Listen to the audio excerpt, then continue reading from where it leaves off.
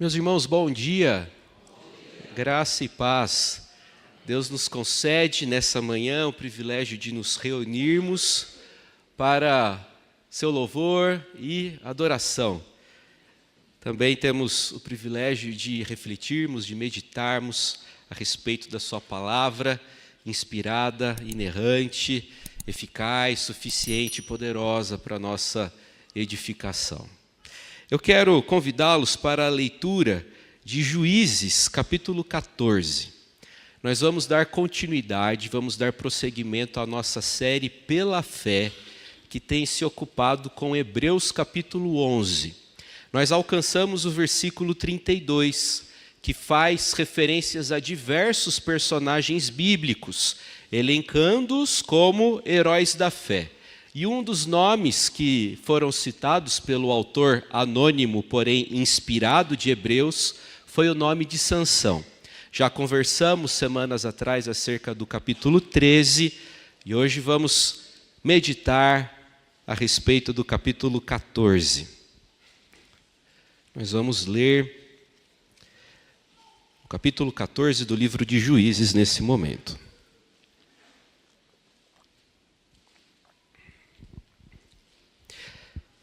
Desceu Sansão a Timna, vendo em Timna uma das filhas dos filisteus, subiu e declarou a seu pai e a sua mãe e disse: vi uma mulher em Timna das filhas dos filisteus, tomai-ma, pois, por esposa. Porém seu pai, Manoá, e sua mãe lhe disseram: menino, não há porventura mulher entre as filhas de teus irmãos ou entre todo o meu povo, para que vás tomar esposa dos filisteus, daqueles incircuncisos? Disse Sansão a seu pai: toma-me esta, porque só desta me agrado. Mas seu pai e sua mãe não sabiam que isto vinha do Senhor, pois este procurava ocasião contra os filisteus, porquanto naquele tempo os filisteus dominavam sobre Israel. Desceu, pois, com seu pai e sua mãe a Timna, e chegando às vinhas de Timna, eis que um leão novo, bramando, lhe saiu ao encontro. Então o Espírito do Senhor de tal maneira se apossou dele, que ele o rasgou como quem rasga um cabrito, sem nada ter na mão. Todavia, nem a seu pai, nem a sua mãe deu a saber o que fizera. Desceu e falou àquela mulher, e dela se agradou. Depois de alguns dias, voltou ele para a tomar. E apartando-se do caminho para ver o corpo do leão morto, eis que neste havia um enxame de abelhas com mel. Tomou o favo nas mãos e se foi andando e comendo dele, e chegando a seu pai e a sua mãe, deu-lhes do mel, e comeram. Porém não lhes deu a saber que do corpo do leão é que o tomara. Descendo, pois, seu pai à casa daquela mulher, fez Sansão ali um banquete, porque assim o costumavam fazer os moços. Sucedeu que, como o vissem, convidaram 30 companheiros para estarem com ele. Disse-lhes, pois, Sansão: dar-vos-ei um enigma a decifrar. Se nos 7 dias das bodas mo declarardes e descobrirdes, dar-vos-ei 30 camisas e 30 vestes festivais. Se mo não puderdes declarar, vós me dareis a mim as 30 camisas e as 30 vestes festivais. E eles lhe disseram: dá-nos o teu enigma a decifrar, para que o ouçamos. Então lhes disse: do comedor saiu comida, e do forte saiu doçura. E em 3 dias não puderam decifrar o enigma. Ao 7º dia, disseram à mulher de Sansão: persuade a teu marido que nos declare o enigma, para que não queimemos a ti e a casa de teu pai. Convidaste-nos para vos apossardes do que é nosso, não é assim? A mulher de Sansão chorou diante dele e disse: tão somente me aborreces e não me amas, pois deste aos meus patrícios um enigma a decifrar e ainda não mo declarastes a mim. E ele lhe disse: nem a meu pai, nem a minha mãe eu declarei, e tu declararia a ti? Ela chorava diante dele os 7 dias em que se celebravam as bodas. Ao 7º dia lhe declarou, porquanto o importunava. Então ela declarou o enigma aos seus patrícios. Disseram, pois, a Sansão os homens daquela cidade ao 7º dia, antes de se pôr o sol: que coisa há mais doce do que o mel e mais forte do que o leão? E Sansão, entendendo tudo, lhe citou o provérbio: se vós não lavrasseis com a minha novilha, nunca teríeis descoberto o meu enigma. Então o Espírito do Senhor de tal maneira se apossou dele, que desceu aos asquelonitas, matou deles 30 homens, despojou-os e as suas vestes festivais deu aos que declararam o enigma. Porém, acendeu-se a sua ira, e ele subiu à casa de seu pai. Ao companheiro de honra de Sansão foi dada por mulher a esposa deste. Vamos orar mais uma vez. Senhor, Pai querido, Deus forte, Deus santo, Deus que opera maravilhas, Deus que conduz a história, nós nos prostramos diante de Ti. Nós acabamos de ler a Tua palavra, cremos que ela procede do Senhor. Ela é produto divino, é revelação especial do Senhor para nós. E nesse instante, concluída a leitura, nós imploramos a graça, ó Deus, do Teu Santo Espírito abrir nosso coração para as verdades que a gente encontra nessa passagem. Ajuda-nos, Deus, a compreendermos a Tua palavra. Ajuda-nos, ó Deus bendito e santo, a ouvirmos a Tua voz e a extrairmos dessa passagem o querer, o desejo do Senhor para nós. Nos abençoe, nos sustente e nos habilita para essa tarefa tão nobre que estamos desempenhando. É a nossa oração em nome de Jesus, o Senhor. Amém. Você é bom em charadas? Gosta de charadas? Vamos fazer um teste? O que é feito para andar e não anda? A rua. O que é? Atravessa o rio e não se molha. Pode ser também a sombra, mas eu coloquei aqui a ponte.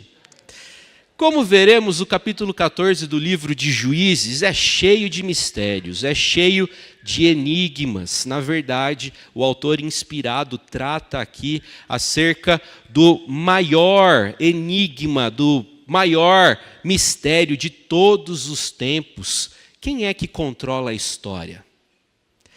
Enquanto a situação espiritual de Israel se agravava, ia de mal a pior, parece que o cenário está sendo montado para a chegada de um grande líder, para a chegada de um grande libertador.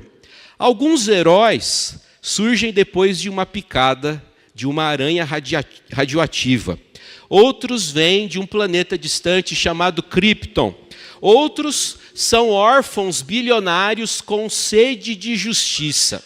O herói do capítulo 13 do livro de Juízes surgiu de um casal estéril que não tinha expectativa de ter filhos.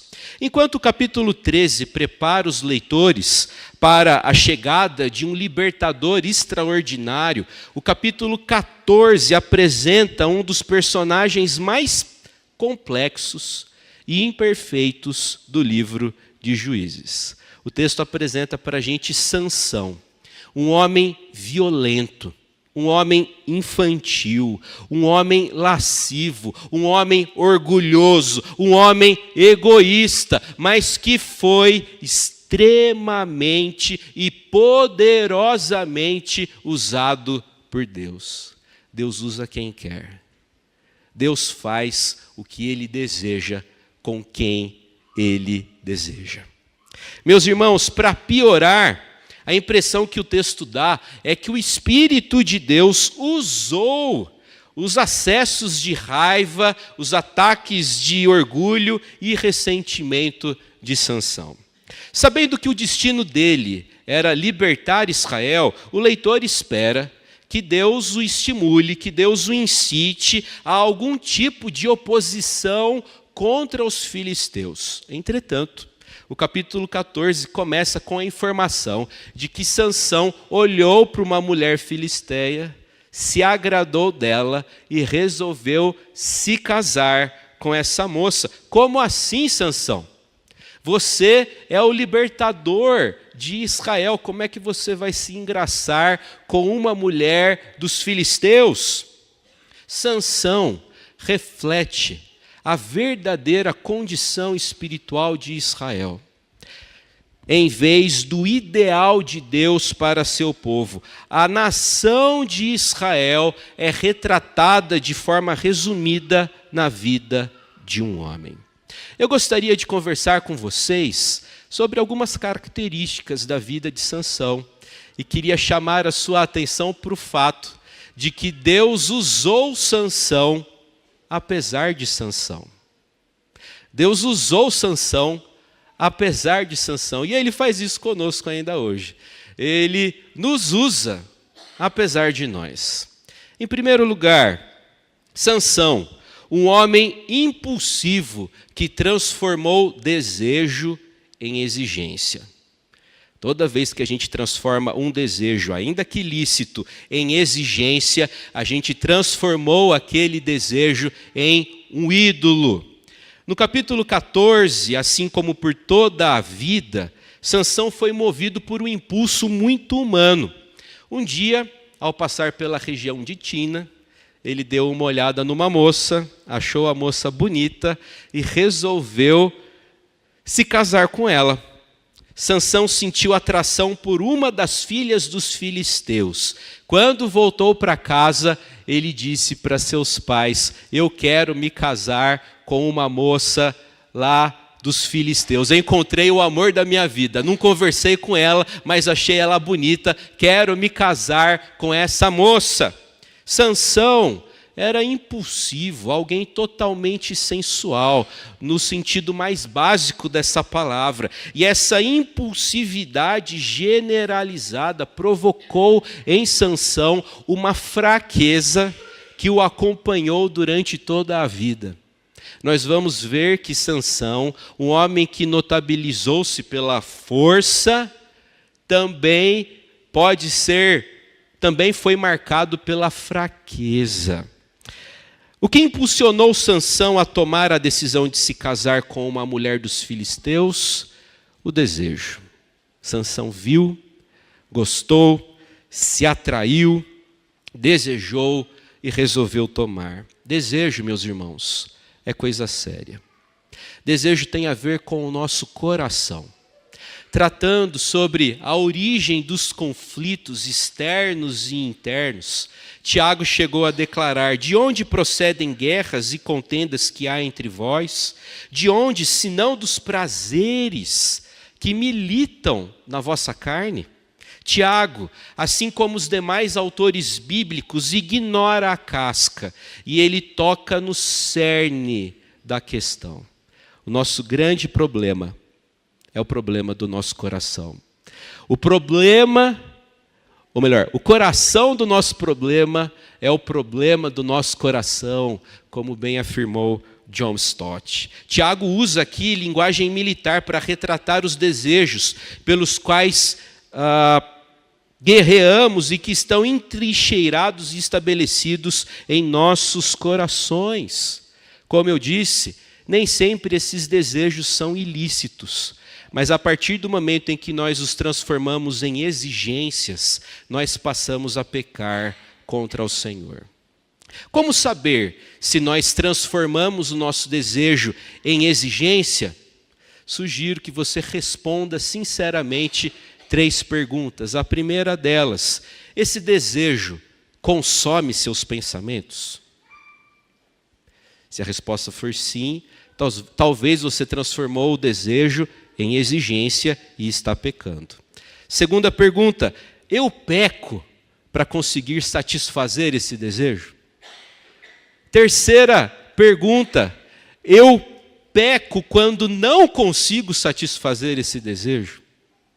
Essas perguntas nos ajudam a avaliarmos, a analisarmos o nosso próprio coração. Meu irmão e minha irmã, cuidado com os seus desejos. Cuidado com os seus impulsos, cuidado com a precipitação. A Bíblia ensina lá no livro de Provérbios que peca quem é precipitado. Provérbios 19, verso 2. Na história de Sansão, a combinação de desejo com impulsividade produziu uma ação desastrosa, mas como veremos, tudo isso estava debaixo da soberania do Senhor. Segundo princípio que a gente aprende aqui, Sansão, um homem indócil e teimoso. Sansão revelou-se aqui como um menino muito teimoso. Ao revelar seu desejo de se casar com uma mulher filisteia, Sansão ouviu de seus pais aquilo que encontramos no verso 3, veja lá. Menino, não há, porventura, mulher entre as filhas de teus irmãos ou entre todo o meu povo, para que vás tomar esposa dos filisteus, daqueles incircuncisos. A palavra circuncisão, ou melhor, a palavra incircunciso é importante aqui. A circuncisão era um sinal de relacionamento e de aliança com Deus. O problema de Manoá e de sua esposa com a noiva do filho Sansão, não era preconceito racial, mas o fato de que aquela moça estava fora da aliança do Senhor. Deus não proibiu o casamento interracial, mas Deus proibiu sim o casamento interreligioso. Deus quer que o crente se case com outro crente. Deus quer que os crentes se casem no Senhor.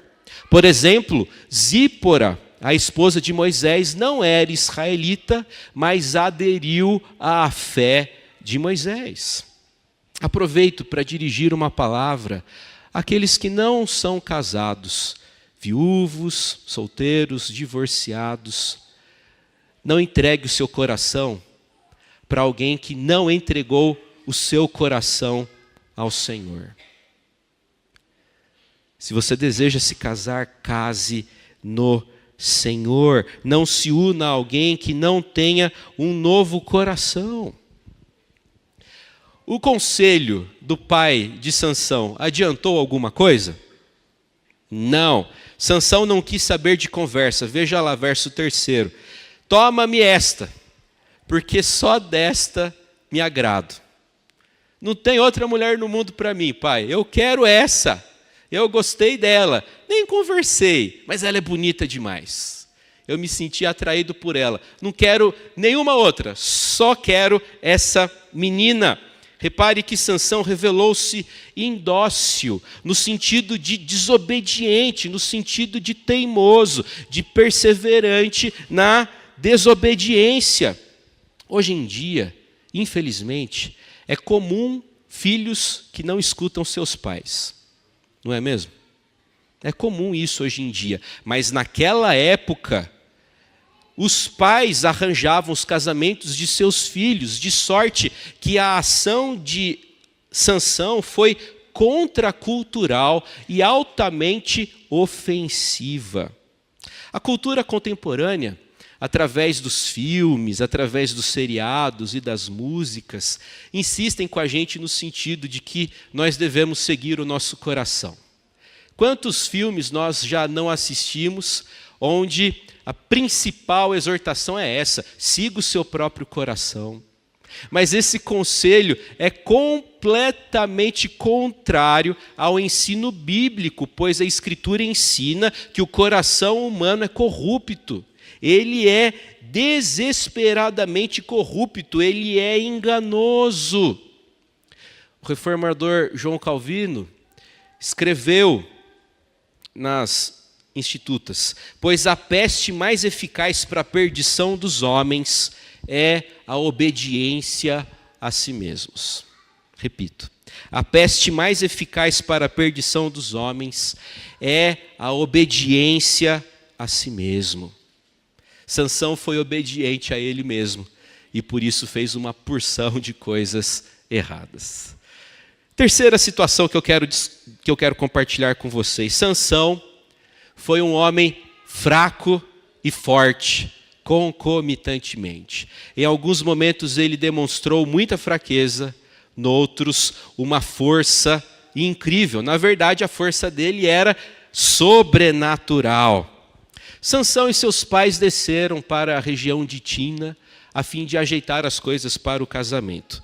Num determinado momento da viagem, um leão partiu para cima de Sansão. E o texto insinua que o bicho era novo, não era aquele leão velho de circo, que nem dente tem mais. O bicho era novo e o bicho era bravo. O que Sansão fez? Olha lá, verso 6.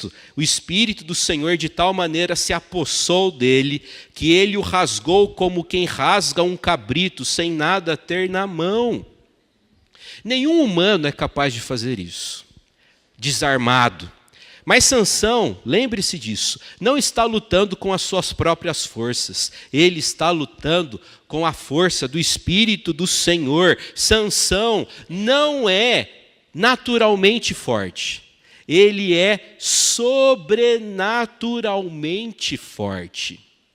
Às vezes a gente imagina Sansão como aquele cara maromba de academia, uma espécie de fisiculturista. Entretanto, a sua força não veio de treinamento físico, não veio de dieta equilibrada, não veio de whey protein, não veio de suplementação. Falando assim, até parece que eu frequento academias, né? Sansão era forte por causa da ação divina sobre ele. Ele era sobrenaturalmente forte. O texto registra, gente, mais uma viagem de Sansão. Ele retorna a Timna agora para a realização da cerimônia de casamento. E movido pela curiosidade típica dos jovens, ele vai ver o leão que ele matou. Para o homem, isso é uma espécie de troféu. Ele foi lá ver o leão que ele matou. E ao se aproximar, ele reparou que um enxame de abelhas se alojou na carcaça do animal, de modo que ali havia mel. Mel docinho, é bom demais. Será que Sansão vai desperdiçar um doce? Você, como eu, come até bis velho que você acha na...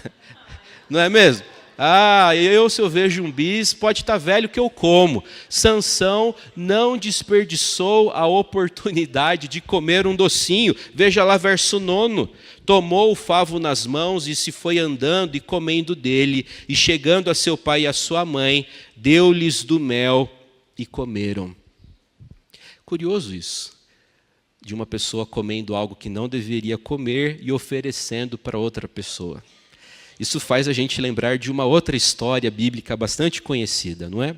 Por que Sansão não deveria comer daquele mel? Ele era nazireu, ele não podia beber bebida alcoólica, não podia cortar o cabelo e não podia tocar em um cadáver. Gente, o melzinho veio de um cadáver de animal. Ele estava interditado pelos votos que seus pais fizeram de comer aquele mel. Então repare que Sansão priorizava seus apetites, sua vontade, em vez dos votos de nazireu. O homem que tinha força para rasgar um leão ao meio era fraco também, pois não conseguia dizer não para os seus próprios apetites. Prosseguindo. Seguindo os costumes dos filisteus, Sansão ofereceu um banquete nupcial de 7 dias. Os filisteus forneceram 30 convidados, incluindo um padrinho. Pretendendo animar a festa, sempre tem alguém querendo animar a festa de casamento, não é mesmo? Sansão, pretendendo animar a festa de casamento, propôs uma charada. Ele desafiou os convidados para uma aposta. Se eles conseguissem resolver o enigma num prazo de 7 dias, ele daria para eles roupas muito sofisticadas. Caso eles não descobrissem, eles deveriam dar para Sansão 30 peças de roupa. Os filisteus concordaram e Sansão compartilhou o enigma a ser decifrado. Verso 14: do comedor saiu comida e do forte saiu doçura. Se a gente não acertou nem o que é do começo do sermão, a gente ia acertar esse enigma? Difícil, né? Praticamente impossível adivinhar que o enigma se referia a um leão morto cheio de mel. Quem pensaria nisso? Os dias foram passando e os filisteus não decifraram aquele enigma. E a turma foi ficando cada vez mais frustrada e irritada, e eles resolveram apelar. Eles se aproximaram da noiva, daquela jovenzinha, e disseram para ela: se você não der um jeito de descobrir, nós vamos matá-la.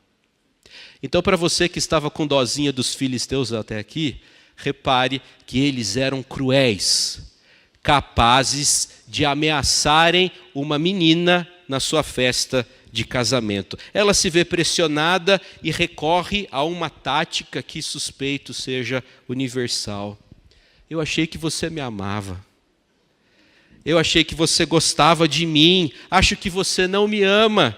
Se você me amasse, você teria dito o enigma para mim.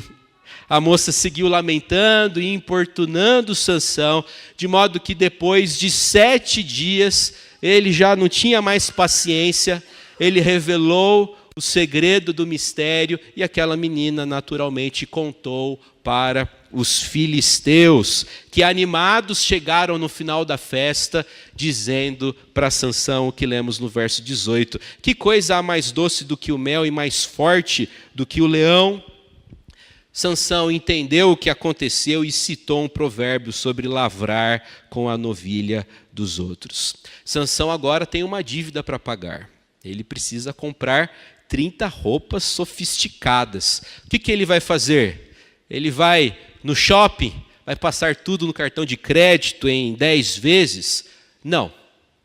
Sansão vai até Asquelon, uma das cidades fortes dos filisteus, e a escritura diz que lá o Espírito do Senhor se apoderou dele e ele matou 30 filisteus, tomou as vestes deles e pagou a sua dívida e foi embora. Largou a noiva no meio da festa de casamento. Ele ficou irritadinho, nervosinho e foi embora da sua festa de casamento. E aí eu fiquei pensando, quanta besteira a gente não faz, pelo menos eu faço, em virtude de irritação. Não é mesmo? Quanta coisa errada a gente já não fez por conta de irritação. Veja lá, aconteceu isso com Sansão.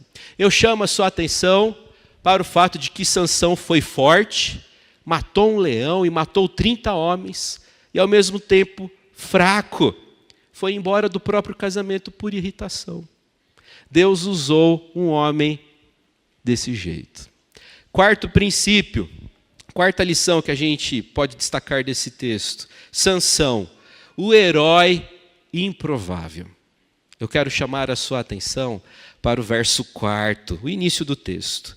De acordo com o versículo 4, a atração de Sansão pela mulher filisteia vinha do Senhor, pois este procurava ocasião contra os filisteus, porquanto naquele tempo os filisteus dominavam sobre Israel.